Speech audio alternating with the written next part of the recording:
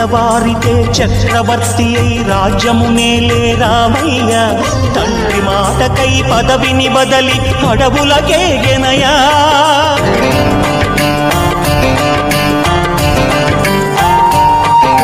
మహిలో జనులను కావగ వచ్చిన మహావిష్ణు అవతారమయ్య ఆలిని రక్కసుడపహరించితే ఆక్రోశించెనయా అసురుని త్రుంచి అమ్మను తెచ్చి అగ్ని పరీక్ష విధించెనయా సాగలి నిందకు సత్యము చాటగ కులసతినే విడనాడెనయ నా రాముని కష్టం లోకంలో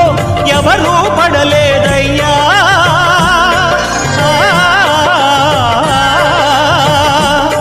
నా రాముని కష్టం లోకంలో